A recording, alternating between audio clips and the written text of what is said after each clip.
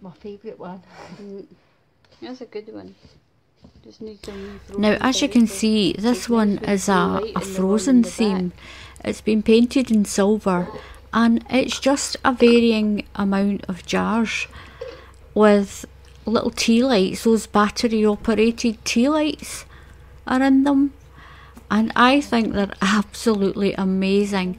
Now, we will be posting a tutorial on how to make the clay, and then another tutorial on how to actually make one of these little fairy houses, but you're only restricted by your own imagination with these.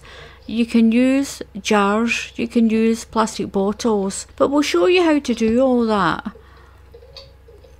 This large one at the back here, that's just a coffee jar, and Sandra's going to show you that little honey pot in a few minutes. And it's a Dorito dip jar. I can't believe it. I can't believe it. That's a Dorito dip jar. It's brilliant. I think they're absolutely amazing. Did you catch that right?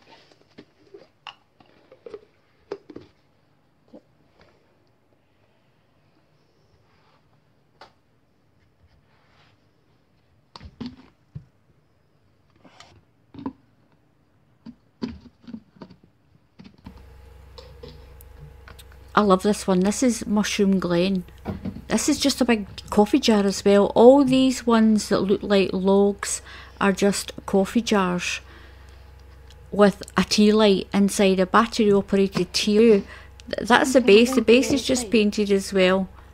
And then, yeah, you fashion your clay around the lid. They're fantastic. I think they're brilliant. And there you go, that's just a big coffee jar. I'm going to try and show you in a tutorial how to make one of these ones once we've showed you how to make the clay. Well, that one's got a string of lights in it. Coffee jar. I think they're brilliant. I mean, even the lights, the tea lights are like 99p, and you can get those little lights as well, little battery operated lights, and you can hide those parts inside there.